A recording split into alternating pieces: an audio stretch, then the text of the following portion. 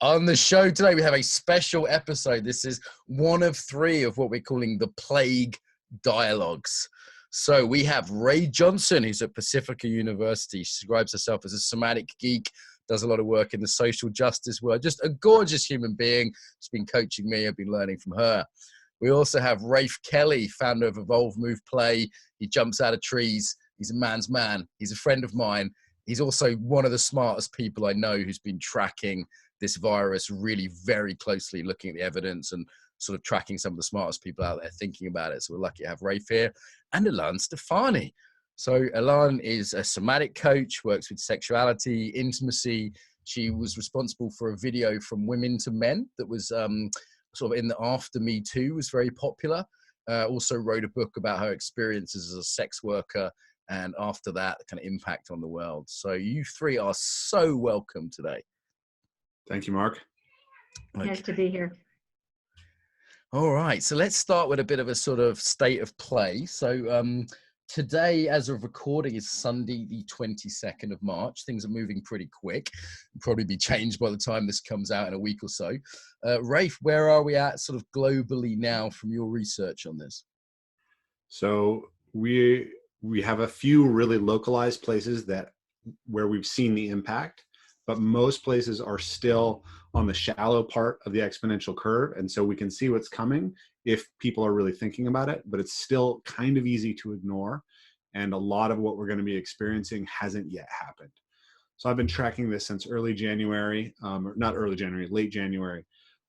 Basically, I'll give you guys the numbers for Italy, because I can't remember the numbers for China, but March 1st in Italy, there were 34 dead. On March 6th, it was 124. Yesterday, 793 people died in Italy alone. That's what an exponential curve looks like. You can go back to Wuhan, China, see the same curve. 6 weeks in, 34 dead. 6 weeks later, 2,000. Okay. So this is right now, the UK, last I looked, was 160. So I think you guys are getting like 30 to 40 dead a day right now. In 2 weeks, you can expect that number to be in the 600s, 700s. Yeah. Same thing here in the States. I guess you guys have restrictions now on travel and non-essential activities. Yes, Ilan's in Berlin, and they're a little ahead of us, both in numbers and in terms of restrictions. Yeah. Spain, some of my students just flew back from last flight out of Spain kind of thing. Things are pretty locked down there with military on the streets. And in France, you have to have a permit to leave the house. They've got bureaucratic early, very French. And I guess what we're doing today is not just, that was just to set the scene. You know, yeah, things are tricky and they're going to get trickier. The emotional tone, there's a lot of fear around. We'll talk about that. We'll talk about trauma. I know Ray and Ilan and I are all interested in that.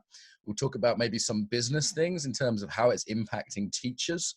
So I just trained 4,000 yoga teachers in how to work online. We put out a free webinar and that was massively successful. We've also set up these embodiment circles online for people to connect online, because there's going to be this need for connection that we're seeing. Loneliness, isolation, just lack of touch. You know, this is such a part of many of our work. And, you know, as a friend of mine in Denmark said, he runs a yoga studio. They just made touch and community illegal in Denmark. And that's what we do. Right. Yeah. So he had to go online and work that out in a week. So we talked about his journey was on the call. And so let's talk about some of the psychology here. We're not going to be giving any medical advice. We're not going to be saying anything which isn't sort of factually well established, like the stuff Rafe said. We're more looking at the inner side of it, how it might affect embodiment people, and maybe some angles that aren't so common in the newspapers because of our skill sets. So, Ray, can I bring you in? How does it feel to you right now? Like, you're in California, there's some cases there. How does it feel? Let's start there. Yeah, so just to give you a little bit of local context, I live in Santa Barbara, California, and our school is now closed. We've moved everything online. The campuses are locked, and the county of Santa Barbara is in shelter-in-place mode. So we're going out only for medical appointments and groceries, basically. And I think how it's it's affecting people really, really varies. You asked how it's affecting me. And in fact, it's been interesting because part of what's happened for me is it's really brought me to a very existential place. Yeah. It's provided an opportunity to reorient, to reconnect with my deeper purpose for kind of being on the planet. And so in some ways it's scary and alarming, and I'm concerned for people, and I haven't seen my partner for 6 weeks, and God knows when I will see her again. And there's a part of this crisis that really feels as though it's allowing me to reconnect with something that's really important to me in my life. It feels like almost like a collective death meditation for the world. And having done death meditations many times, I almost feel like a bit better equipped than some of the people this is their first one. Yeah. You know, I also noticed as someone that's had trauma, that's been in war zones, I was joking with Daniela, I was saying, hey, this is just like Tuesday in Afghanistan now. We were kind of laughing and kind of feeling kind of relaxed, and we was like, oh, because we're better equipped for this because of our history. Though, had we not been healed in our work, we might actually be getting traumatized. So maybe we'll come back to that theme. Ilan, how are things like in Berlin? What's the vibe there?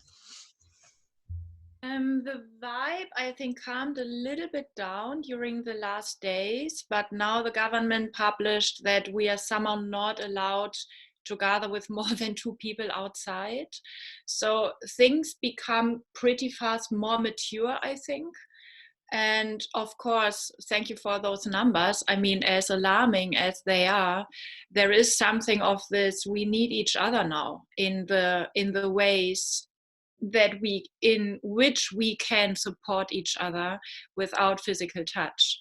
And of course, for me, working all about embodiment, this is somehow another existential crisis, because we are already suffering from a deprivation of touch and loyalty and felt sense of a tribe that holds us.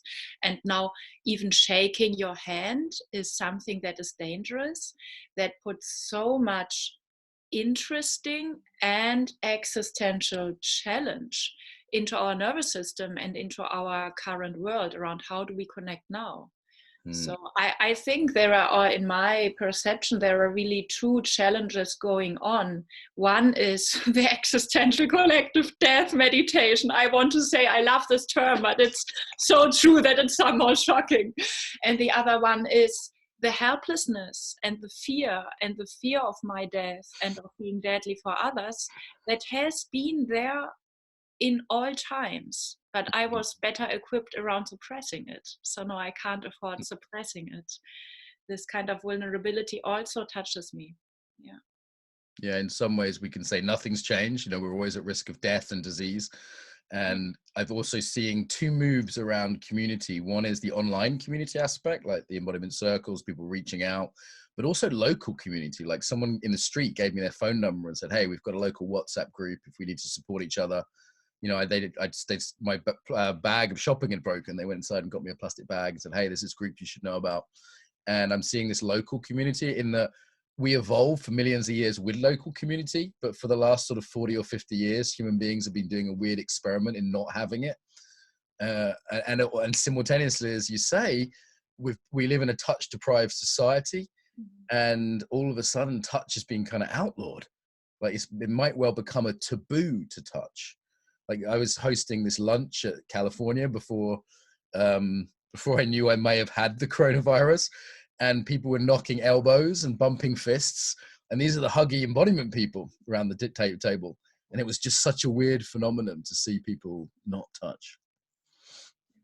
It's something that you say touches on something very interesting for me around, we have this instinct of I want to survive, and we have this kind of behavior around greed and me first, and there is something underneath that I consider to be more true, and that is my instinct, my need for supporting you.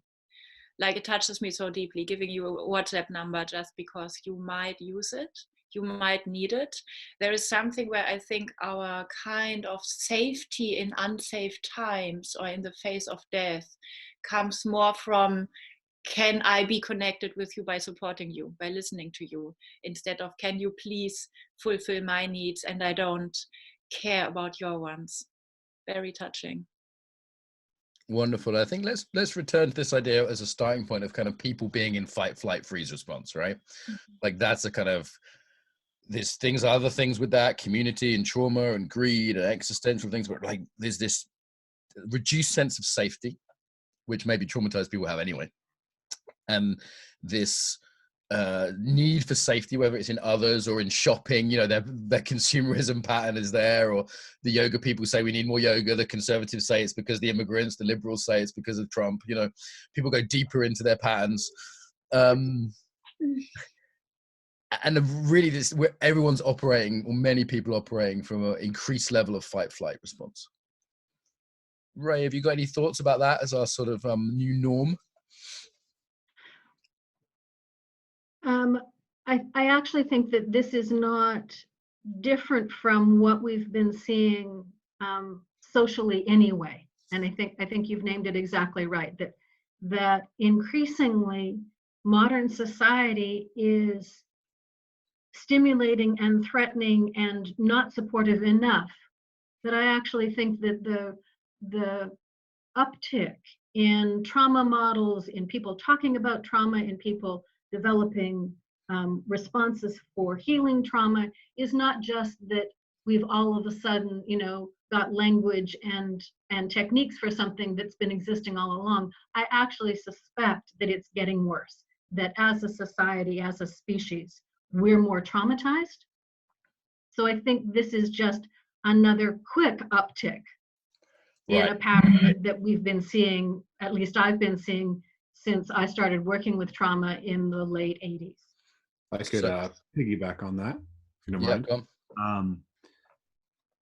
Like that question of what does it feel like where you are? What's striking about Seattle right now, and Seattle's the epicenter of the disease in the States. About half of all the deaths have happened here in this county. Is actually a sense of levity, right? What people are feeling more than what I see when I go out on the streets is that people are feeling less fear of what's coming and more relief of getting outside of their daily life. When I walk through the streets of my local neighborhood, people are smiling and chatting with each other. Kids are out riding their bikes and jumping their bikes, and people are really chatty. They want to talk to you. And it's as if basically people are so suppressed by the normal kind of work that is expected in our area, that even though the reason that they're being sent home from work is very dangerous, they're not experiencing that right now. What they're experiencing is, I actually got to have a conversation with my wife for an extended period of time. I actually got to spend some time playing with my kids. I got to walk my dog. And so actually what's happening is it's like a party is what it feels like. Right. People, there's a way in which being closer to death makes people closer to life. And you know, I've seen this in war zones. I remember the horniest I'd ever been was on my way to Afghanistan. There's a way in which it kind of can bring life, and it can make people reach out, as you say, for community. And I also want to really highlight what Ray said, that, you know, we've had increased child suicide for a while. We've had increased drug addiction, the opioid crisis, you know, the Department of Loneliness in the UK. There's these sort of signs that society has been going wrong in some ways for a while. And now we have these two trends. So on the one hand, the levity or the pro-social behavior, like the person giving me the phone number, but we also have the, you know, mass buying of toilet roll, or the, you know, people who may have had trauma backgrounds. And particularly if people are already, say, close to the poverty line, I think it could feel threatening in another way. As the great philosopher Bruce Willis said, you know, kind of, welcome to the party, pal. You know, there's a way in which kind of like, there's a lot of people that have been living on that edge.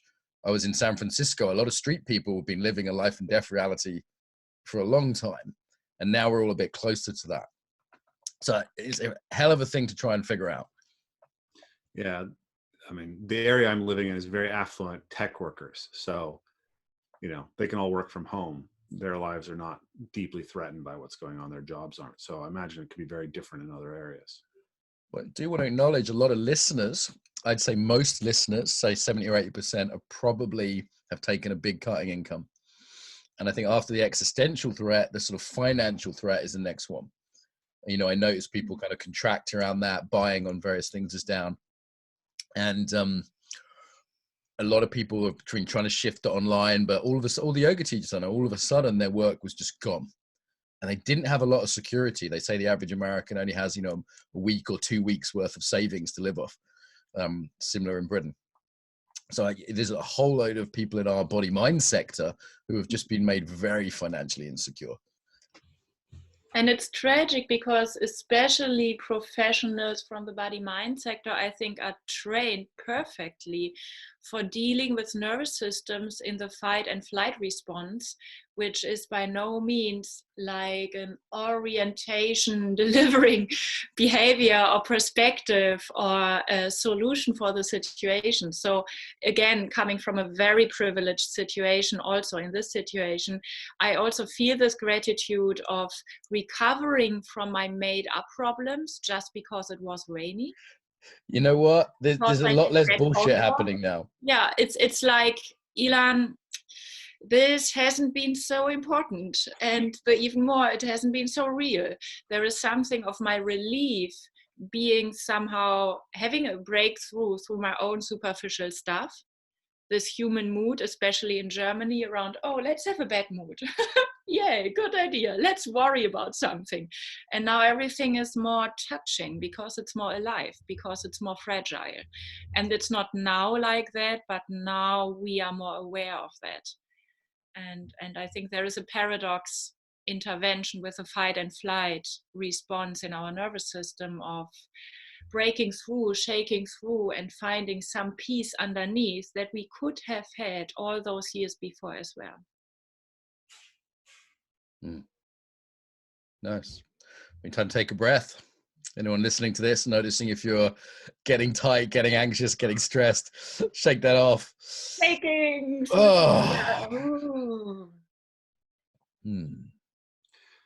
On the topic of fight or flight, my little sister called me yesterday, and she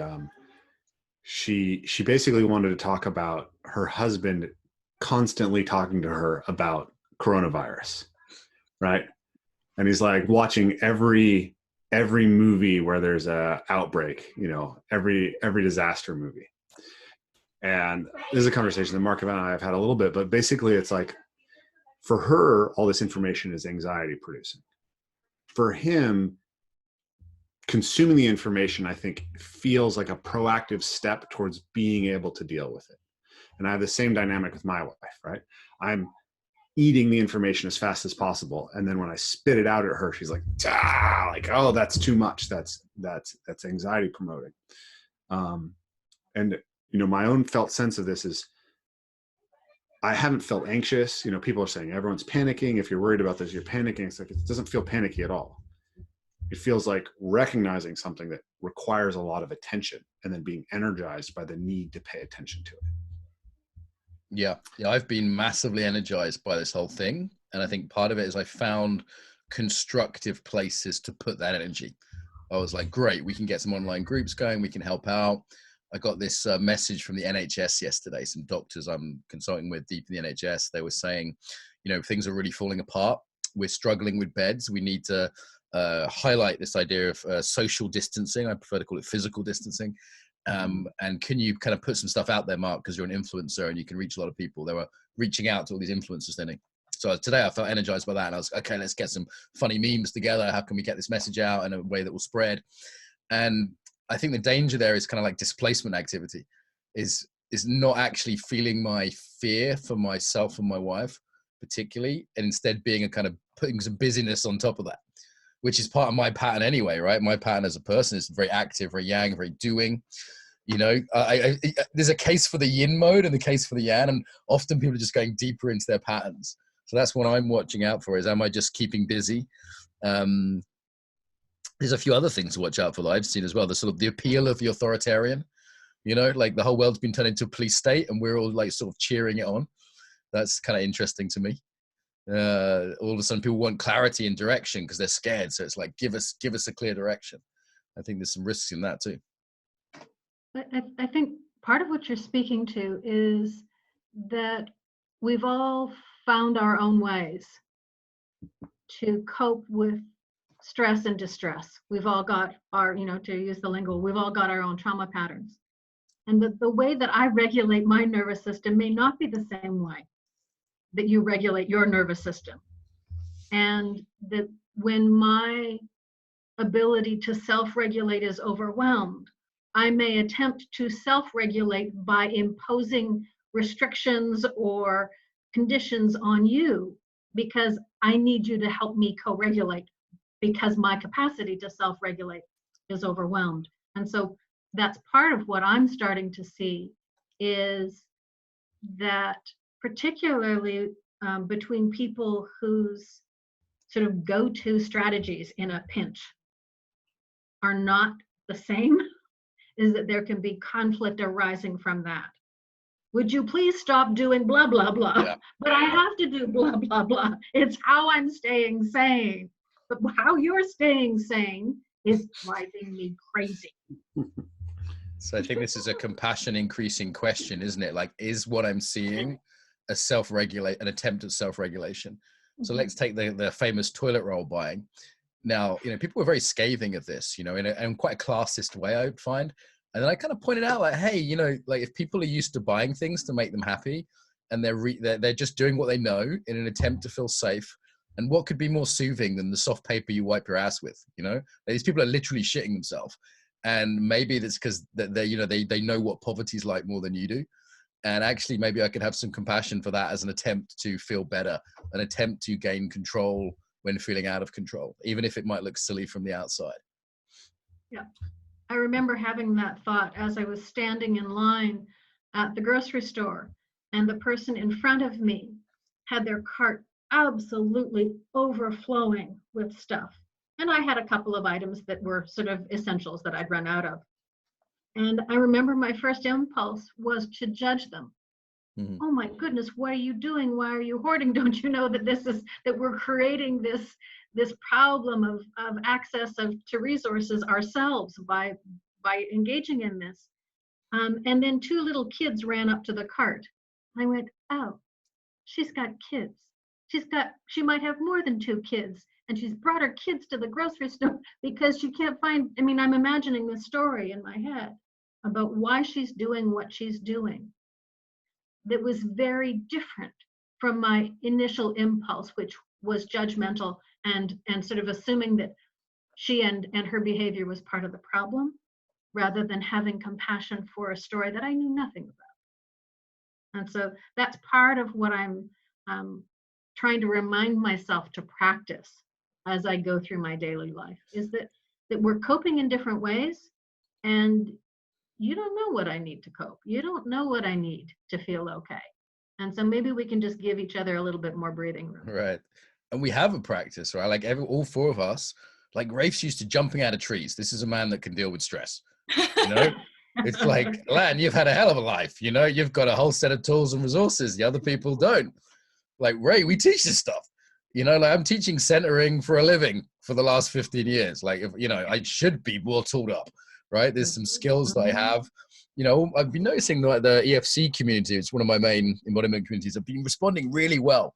And I thought, okay, why is that? Because we make them aware of their patterns under pressure.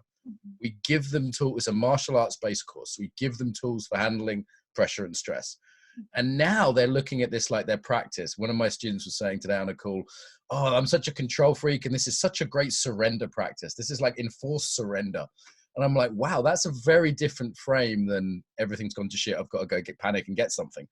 She's looking at it as a practice in itself, and she has tools to cope, which to me is like one of the wonderful things we can bring. And also I'd say this is an opportunity for embodiment people, somatic folks that have some tools. It's like, if you can be the person who's keeping your head when everyone else is losing it, that people look to you for leadership. That's what I've been seeing a lot the last 2 weeks. It's really surfing intensity, and to some extent it's a recovery of the own nervous system. I would even say it's recovery from layers of civilization, because we are not only designed for crisis, but I would say we were designed in crisis. This was when our nervous system was in highest attention to the circumstances. So this kind of, can I be overwhelmed and at the same time there the most in my element. And for example, when we go through different regulation practices, mine is very uncreative. It's just shaking. It's just, okay, what do mammals do when the desert or the ocean was stressful? Shaking. And I really responded to this corona overwhelm also with the thrill of, here I am. I am made in this. I know exactly what to do. Just getting through my superficial story of I won't die, because I will die for sure. Who knows when? And there is something very moving in experiencing our nervous systems in their capacity and willingness to go into the situation instead of shutting down. Thank you. Anything else on sort of creative response? I'm also seeing a huge opportunity right here. And I want to be clear, I don't mean this with any callousness. I suffered myself when I had either the virus or something very similar. There was a couple of scary days for me, and I've got 2 students that have it right now who, you know, I'm concerned about. So I don't say this with any callousness. And there's a real opportunity. Like some of those students of mine who moved quickly and were able to set up online yoga classes, or people that had a leadership opportunity, or they were able to set up something for children because all of a sudden all these parents had children at home. And Isis, one of my colleagues and students, she set up this online kids class in Dutch. 100 kids were there the first time, 200 the next time, right? So there's this huge opportunity here as well, which I think is kind of interesting if you're not totally in reactivity. If I've been complimented a lot the last week on my generosity.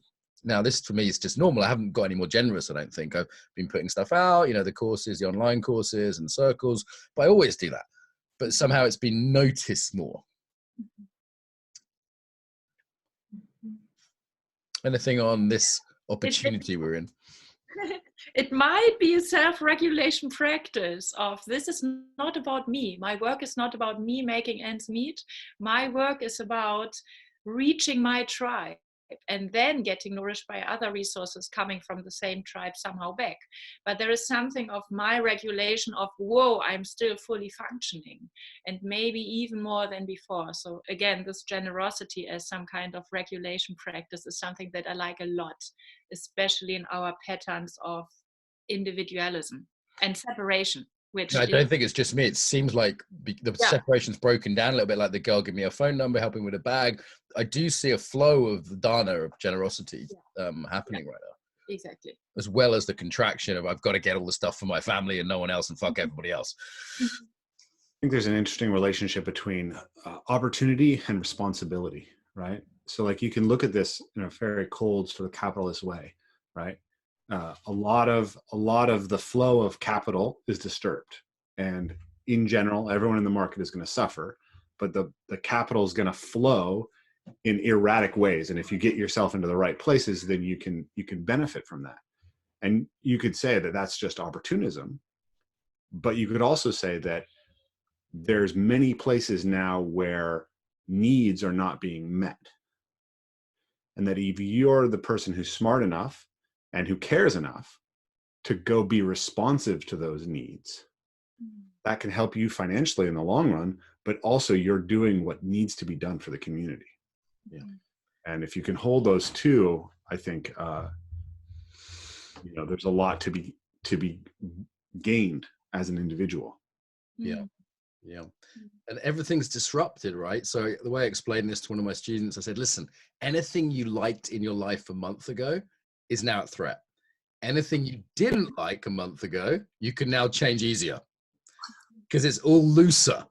As they say in June, you know, Frank Herbert's great book, it's beginnings of very delicate times, because a little input can make a lot of output down the road when it's difficult to change something. But now it's easy to change something because everything's already disturbed. And that's a wonderful thing, but also a worrying thing, like relationships, right?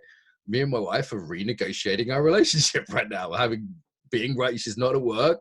She's in the house much more, different circumstances. It's an opportunity, but it's also like, well, that relationship was pretty good before. So, you know. Yeah. It's putting fat tails on all of our behavior, if that makes sense to you guys. Like, you know, sorry. So basically, imagine if you, if you know some basic things, like if you look at hitting a billiard ball, right, with a stick, if you know how much force there is, you know how much friction there is, you can calculate where the ball will go fairly easily. Now, if you look at the second time that you hit, you need much more precise calculations. If you look at the third time you hit, it gets very, very precise. You get to the 64th and you'd have to account for every electron in the universe. So when you have these beginnings, when things are really, when many things can happen, the sensitivity to what's coming down the pipe of the initial inputs gets much larger. So the variability of outcomes in your relationship, in your business, in your personal life, etc., is much larger in a situation like this, because there's so many knock-on effects of what's going on around you. Yeah. And so it's a time to be very, very attentive, right? And very aware. There's a natural increased awareness, isn't there? Like, pay attention, this matters now. Life and death, and also big consequences financially, relationally. Maybe, Rafe, do you have any thoughts on the sort of relational side? People in intimate relationships, people who are now stuck at home with someone, people who have a partner who's in a trauma response, like, I'd love to hear you talk about that. Sure, yeah. And maybe what I'll do is I'll segue a little bit from what Rafe has been saying about crisis being this combination of danger and opportunity, and that the potential for our choices now having this ripple effect that is less predictable because there are so many moving parts. I think part of what we can learn from that, from understanding that we are poised in a moment where there are these opportunities, is that part of the opportunity when patterns get disrupted is for creativity. It's to use this as a wake-up call, to notice the rigid patterns. Ilan, I mean, I just think that you've just spoken so beautifully to waking up and looking at our lives and the superficial, rigid strangeness that many of us, I think, live our lives within, including our relationships. And they may be rigid, predictable, conventional, normative, bound with all of these kinds of rules and expectations, because that's how we were raised and that's how we do relationships, because we're socialized to believe that there were really only a few patterns available to us for being with others. And so we've stayed within those fairly rigid, predictable relational strategies. Or we can go, wow, nothing's the same. I now have to be with my partner and my kids and my dog, 24/7. And that's never happened before. Or I now am away from my family members or my friends, and that's never happened before.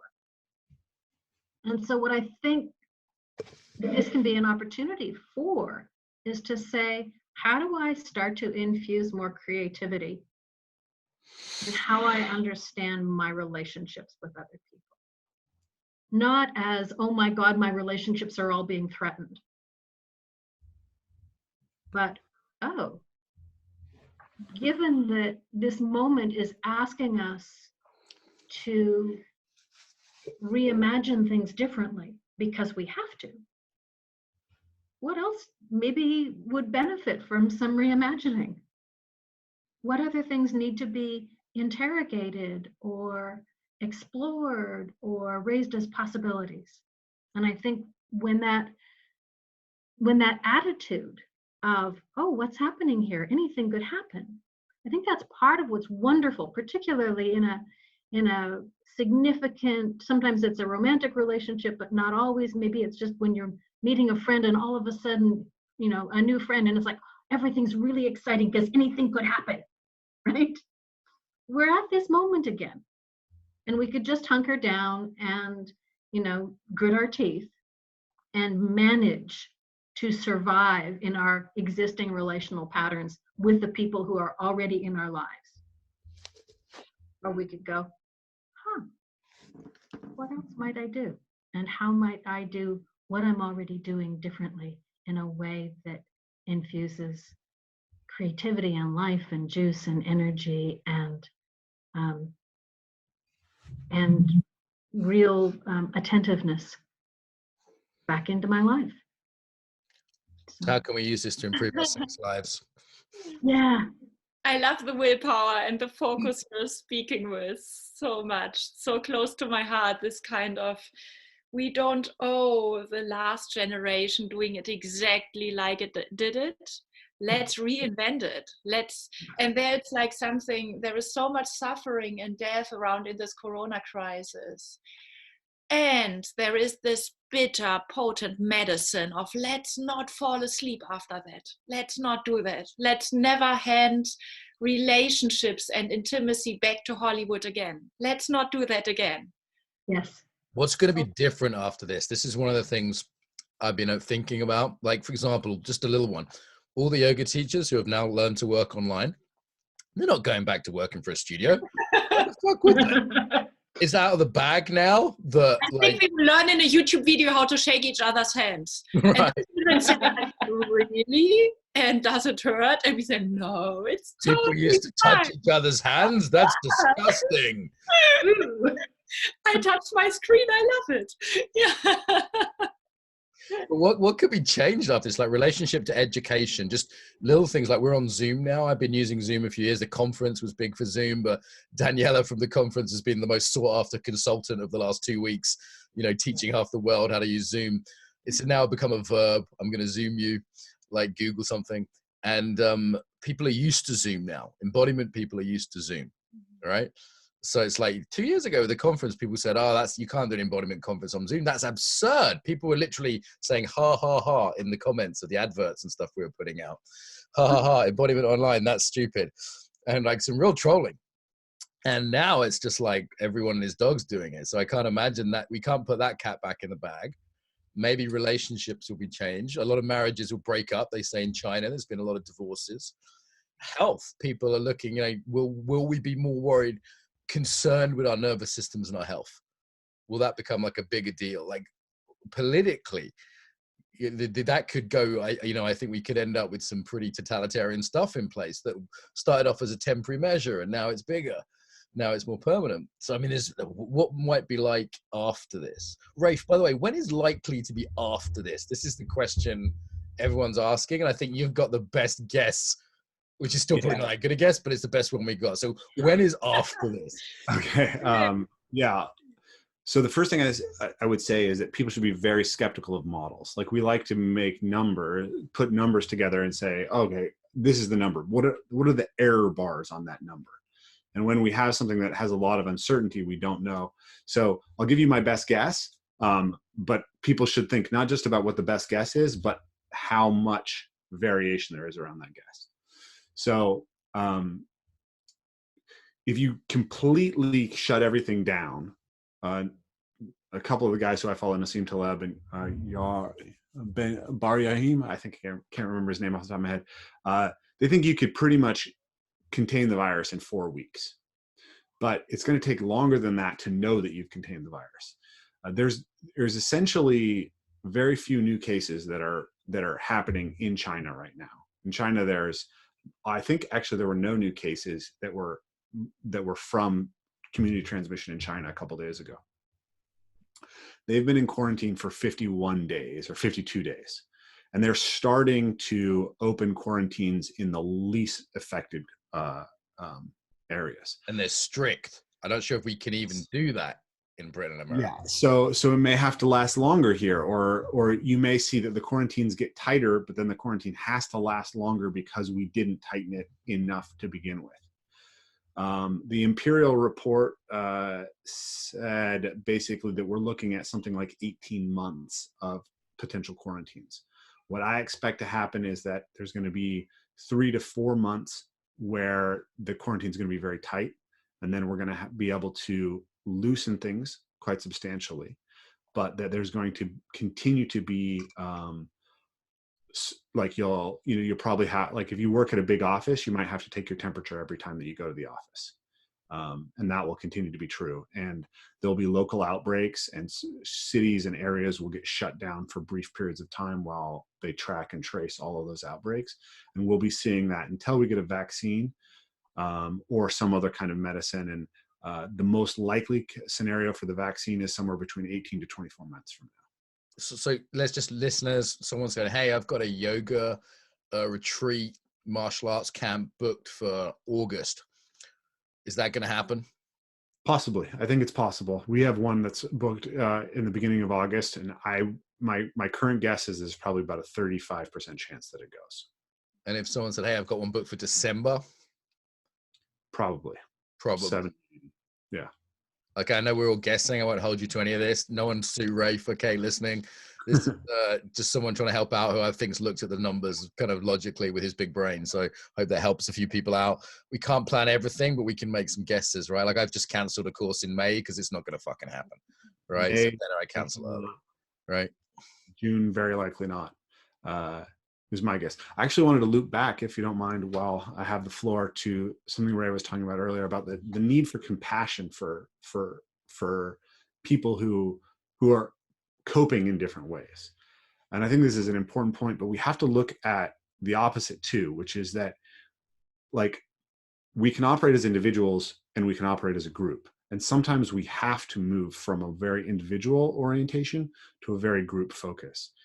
And this is one of those times where, I'm under very little threat from this virus, right? And if there's lots of young men right now, probably more young men than women, but lots of young women too. You can see them on the beaches of Florida right now, who are like, look, this isn't a threat to me. I'm not going to not party. I'm not going to not have fun. And because you're healthy, you're not going to die if you get it. You're one of the healthy guy. Yeah. Yeah. I mean, the likelihood's very low, right? So you have to act. The ethical way to act is towards the systemic risk, not towards the individual risk. And in order to do that, we have to start thinking and behaving to some degree as a collective.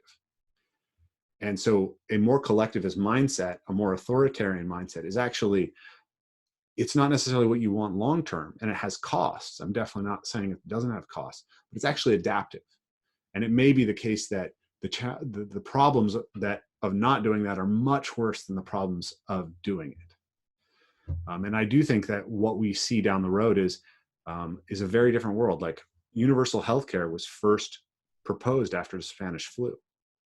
So I think if a Democrat is elected in the next election here in the States, universal healthcare is in. That debate is over. But on the flip side, there's been this globalist idea where it's like, you can't have borders. And every European country has just discovered that they can have borders. And there's a time when you need to have borders. And xenophobia is a behavioral response of your immune system. And there's some really dark sides to that. Really, really dark sides to it. If you ever want to scare yourself, watch Jordan Peterson's presentation on conscientiousness and the Nazis. I watched that on my way to Germany. Hygiene behaviors, yeah. So often in genocides, they talk about rats and cockroaches and the disgust response. And there's some real research on this, actually, isn't there? And similar language across different genocides where human beings become seen as to be eliminated as a health threat, essentially. Yeah, this could definitely empower the worst elements of the ethno-nationalist right.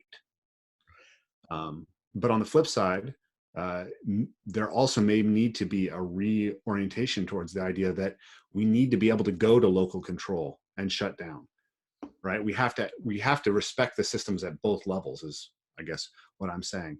But I think that whatever you see, it's going to be different than what we saw before this. It's going to change people's, and the children who are raised in this are going to have a very different kind of way of looking at these things. It's interesting. In a crisis, I've seen people want dictatorial leadership, but they want everyone to behave like socialists. And there's a sort of very interesting dynamic of kind of liberal conservative that happens. People generally get more conservative in the wider sense, in the sense of like restricting boundaries, looking after family, the importance of local community. And there's risks to that, as you say, isn't there? And equally, there's also this pull towards communal, communitarian values based around what's good for the collective. I think this is why some of the Asian countries have done so well in this. Japan's done really well in this. Singapore's done really well in this. It's like there's various factors around hygiene and culture, and they bow in Japan rather than shaking hands, stuff like that. But I think a lot of it's they've got that strong collectivist way of looking at like what's good for everyone. Like one of my Asian friends told this to me. He said, "Listen, the reason we sometimes wear masks, and you white guys laugh at us, is what he said. We do that for you. So we wear a mask so you don't get infected by us, not the other way around."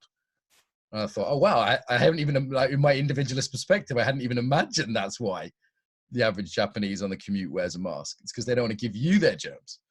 Which is extremely kind, right? Right. Very admirable. Little cough there. Everyone got a fight-flight response going on. Wow, so there's a lot here. Any predictions for the future? How will touch be after this? How will we get more conservative sexual mores? Will handshaking become reserved for intimate friends? Will massage become something that that you have to have a test before you do it? Like, how this might impact some of these areas? I have no idea, and I maybe didn't think about it enough, but what I like about this withdrawing from touch is that we are instantly reminded of the power of touch anyway. It's like now it's a potential effect on another human system when I shake his hands. No, it has always been. And there is something that I again love as a challenge of when the two of us are in 1.5 meter distance. It's not that we do not sense each other. It's not that we do not feel each other. It's just that we somehow can't use our normal kind of intimate, sexual, physical hyperstimulation and then say, hey, we're really good friends or we have really sex.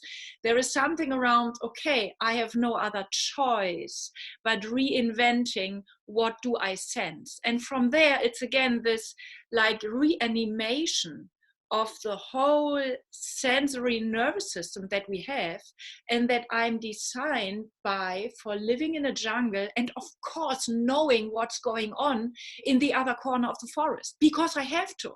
This is just survival. This is not spirituality. This is not esoteric or subtle stuff. So I'm very, very interested in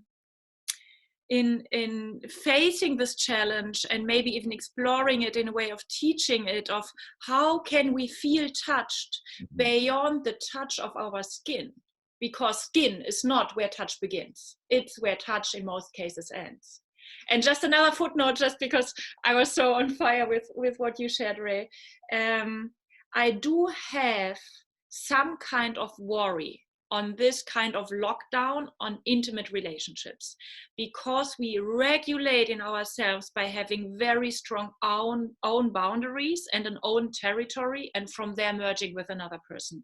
If this separating of territories is no more available to us because nobody can leave the house, we have to teach about healthy boundaries in intimate relationships with more awareness for our responsibility than we did before.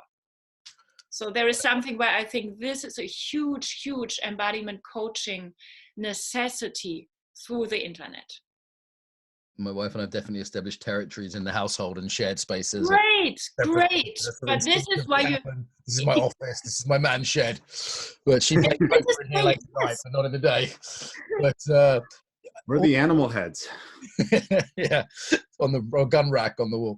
Oh, exactly. And, what you said about being able to be intimate online, we're definitely seeing this. When I was teaching these classes about how to work online, there was embodiment teachers saying, but surely you can't feel people online, and how do you connect with people online? I've felt this has been a very connected conversation, for example, like a meeting of friends and colleagues, and there's a way in which there's a skill there. I think people are getting better at that skill, at getting intimate and connected online. And what we found with the conference is people said, oh, it was deeper than I thought.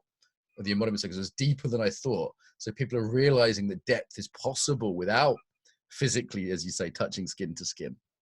I'm also hoping it might lead to an increased consent culture around touch, that because touch is perceived as a bigger deal, people don't just touch each other without, like, I've had friends go, are you hugging? Are you fist bumping? There was a real like respect for my boundary there. I thought, that's nice. Maybe you could be there the rest of the time, hippies, and stop hugging me. It's kind of a random thought, but I want to interject this. So I was thinking about stocks that you would want to buy and stocks that you want to sell, right? So like, okay, buy Zoom, buy Amazon, buy Netflix. And then originally I was like, short Tinder, right? Don't buy Tinder. Or short on Tinder. But then I was like, maybe not, right? Like people aren't going to be, shouldn't be hooking up. One hopes they're not hooking up. But maybe that's actually becomes a really strong form of entertainment for people, right? You can still, they're still going to be swiping right, danger, right? Kind of danger fun as well, isn't it? Like, ooh, risky fun. Because people are going to have a lot of time, right? And what are they going to do it with? Maybe it's going to be trying to find attractive strangers on the internet to have sexy conversations with because you're stuck in your own house. For mama tourists, as soon as they come in the door, hand gel. Okay. All right. So what do we, as we sort of move towards close here, kind of 10, 15 minutes, what do we want to kind of give out as a message to people? Like, I just want to encourage people. I want to say, hey, I know this is a tough time for a lot of us, and, you know, encourage people to, you know, a lot of change happening. I know it can be scary, and I encourage the teachers by saying, hey, you've got a lot of the resources to teach online if you're used to teaching in person. A lot of these self-regulation skills you can help other people with. I want to share something that I discovered deeper due to my own challenge with the Corona crisis. And that is that I was going by the theory or knowledge that I, of course, am also the daughter of a wounded and traumatized and stressed out and burned out culture. So there was some kind of knowledge in the background. Oh, my parents have also been in the fight and flight mode. And there is some kind of transgenerational helplessness around outer circumstances. So now I had to wake up to this having a real impact 24/7 in my life, and that helps me a lot, because when the next wave of coronavirus information is, I'm like the wife of the two of you guys, I'm like, don't tell me the numbers. I freak out. And let's go by this example. I freak out. Okay, Ilan, one part of you is freaking out because you will die and you don't know why and you have no control. Yes. And the other part is not new around your freaking out. It's just in a new wave coming to the surface in your consciousness, in my awareness. So that helps me, because then I can stand there with this full wave of information overload and overwhelm, and I can shake as if I could do still something. And if it's the last thing on earth, I shake. And after 3 minutes of standing there, breathing, shaking my head, shaking my panic, shaking my helplessness, there is another perception of the experience, of the situation, of the information. And I want to share that, because even if I can shake 50% off of the charge of an information, hey, 50%, wow. So this is what I want to share, just shaking in helplessness. Thank you. What comes to my mind is fear is a gift. People are afraid of panicking. We have this culture that shames people for panicking, and we think that reacting to something or proacting towards something is panicking. And this is a very bad idea, right? There's a wonderful book called Gavin de Becker that talks about this, right? If you ignore the signals when you need to pay attention to them, you set yourself up in a much more difficult situation in the long run, right? If you're starting to feel fear about this, don't deaden yourself to it.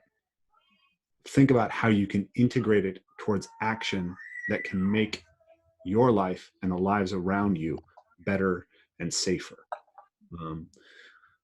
I'm still focused on the pragmatic level. We are not doing enough social distancing. Thousands of people are likely to die because people are failing to take the actions that they need to right now.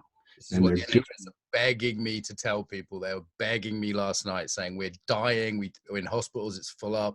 We're at risk. People are at risk. Keep the fuck away from each other. That's what they were saying. It doesn't have to be we lose intimacy. We can still keep communication. Sorry to jump in, Ray, but this really feel really strongly about this. Like, these are like very cool, calm doctors, and they're literally sending me messages like, tell everyone this. Yeah, how you process this emotionally right now is important. But the first layer of importance to that is that you're doing it in such a way that you're actually taking the actions that matter, right? And the biggest one for me is recognizing that fear is a gift. This is something that I think that the parkour practice has helped teach me, because if I wasn't afraid, I would be dead. So we need to recognize the power of this. Martial arts, the same thing, right? If you fight for real, you better be afraid a little bit. But if you're too afraid, you do things that don't work and that make you in more danger. And a lot of times the reason you're too afraid is because you didn't listen to the signal of fear early enough. You stuffed it down, right? Become afraid of the bad man when he walks in the room, not when he's next to you with a knife pressed to you. And become afraid of this virus in January if you could, but if not, now. Harness your fear. Harness and work with it. Yeah. And so let's broaden that out to include all kinds of embodied somatic responses, because part of what we've been talking about in this conversation is, where's the opportunity for those of us who have expertise and skill around embodiment practices, and what is this opportunity teaching us beyond just coping for a little while and then moving back to business as usual? Because I think that that's gone. It seems to me that one of the possibilities that we could be paying attention to, if we listened to our fear, to our worry, to our creativity, to our energy, is that we have an opportunity to be fully embodied and engaged with others online. And I think that that's, I mean, you pointed to that, Mark, earlier, that people didn't think that that was possible. But in fact, we know that it is. And so we have an opportunity that we're all going online for sure. I think that's inevitable. This has given us a huge push jump into the online world. The question is that going to be a disembodied one or potentially an embodied one? And I think that's the opening, that's the avenue that those of us who are in love with the lived experience of the body and all that it brings us, I think that's the opportunity that we have. That's beautiful, beautiful. We had announced at the beginning of this year, New Year's Day, we said, let's make the 20s the embodiment decade. And some people now might be thinking, well, there's no chance of that now. Actually, I'm thinking the opposite. I'm thinking this is going to bring communities of embodiment together. This is going to have people really see the value of their practice. It's going to show up, those who have embodied leadership skills, self-regulation skills, is really showing up. Maybe I'll just end with some resources here for people. Do people have any more final thoughts before I offer out a whole bunch of resources? And I'll give a shout out for you guys, any resources too. Okay, so a few things we've put out there. So we've put out this how to move your work online. That's been incredibly popular. We've made it completely free, no email sign up or anything. That's on the internet. It's embodiedfacilitator.com resources-for-embodiment. Or if you just find my social media, you'll get it. If you get my newsletter, you'll get sent a copy. Reach out to me if you can't find it. It might be a little bit hard to Google. And we've got experiences from yoga teachers, dance teachers, Daniela's top Zoom tips from the Zoom mistress, different workshops we've done on leadership, yoga teachers talking about being on camera and how they move to online, web designers talking about all the systems you can get. So that's super useful if you just got that practical challenge right now. I've done a bunch of videos for people. So there's a video meditation if you've got the coronavirus, a meditation specifically designed to alleviate a little bit of the suffering of people that have that virus, which is quite creative. Some stuff on leadership we've put on the YouTube channel. If you go to the Embodiment channel on YouTube, centering, working with the fear response, resilience, kind of stuff around how to be more resilient, kind of techniques that can help, as well as normal medical advice. So that is out there. We also have the Embodiment Circles. These are free to all. There's 80 of them a week, and they're in 17 languages. So if you want to get online and connect with other people, it's gentle movement, gentle meditation, and nice sharing. Really just like a positive online environment if you want to get away from the negativity, social media, looking at too many news articles. Just go online for an hour. And if you go to embodimentcircle.com, and then there's an online thing you can look at there, and it shows you the whole schedule. There's like what is that, like 8 a day or something? So plenty of opportunity to connect. In terms of other resources out there, Rebel Wisdom is a YouTube channel that's putting a lot of really high quality. If you like the kind of stuff Rafe's talking about, they're putting out some very kind of high quality information about this. And obviously there's all the normal public health websites. Has anyone else got resources or things they think would be useful for people right now? If people are looking to find ways to train on their own outdoors, you know, we've got all our programs discounted right now, so people can check that out. I have a article on my website for people in the movement community on how to deal with coronavirus, how to understand it. That needs to be updated, but we're going to try to update and keep resources there for people to stay up to date with what's going on. Yeah, and you know, I'm posting tons of stuff on social media. So if you want to follow me on social media, I can point you to, or send me a message and I can point you to the people who I think are the most valuable follows, because there's a lot of information out there, and there's a lot of information that's not necessarily the most up-to-date or the best. It's a hell of a time to be discerning, right? This is the ability to discern information is really life-saving right now. Yeah. Right. Any resources or things you want to point people to?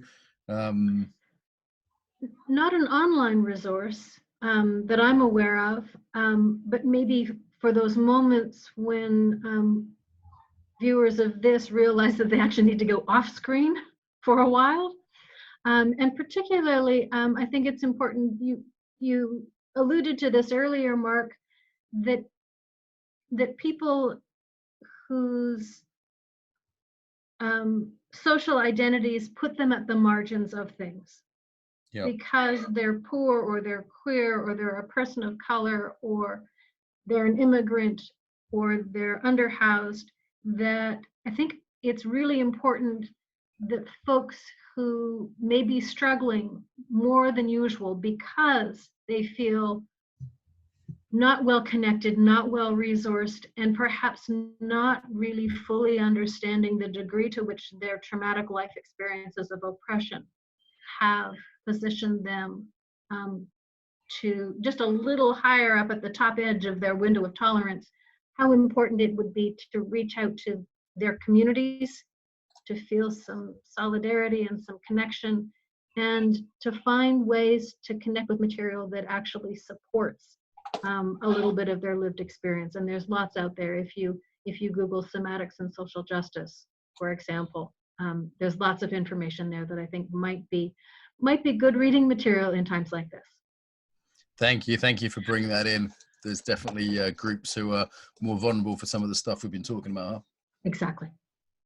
Ilan, anything you want to point people to? I love those vagal nerve exercises from Keleman. He published them in his book about the vagal nerve, and they're incredibly easy. I mean, we are not allowed to sit around in buses anymore, but even in buses we could do them because they are so like invisible and highly effective. So just something like that as a somatic prayer or mantra for exhaling. And the other thing is just an invitation of reach out to people in the internet who are in some form connected to embodiment. And for example, in my YouTube channel, a lot of stuff is published in German. I start a little bit with English, but I feel so delighted when now people come with questions, because it's like we have no live seminars. Our schedule is empty and it should be full, because this is how do they find you, Ilan? So it's Evolve, Move, Play for Ray, Pacifica University for Ray Johnson, right? They can find you there. And where do they find you, Ilan? Ilan Stephani on YouTube, or kaliskiss.com or Facebook. K-A-L-I, yeah. K-A-L-I. Cool. Okay. Well, all these people will be at the Embodiment Conference. We may well hear them on other dialogues. And this has been, despite the real seriousness of the topic, an absolute delight to host a dialogue between, you know, the four of us like this. So genuinely, guys, thank you so much. This has been a very rich evening for me. So really appreciate your time. Stay well. And yeah, I'll see you on the other side of this. Thank you, Mark. Virtual fist bumps, virtual hugs. See you later.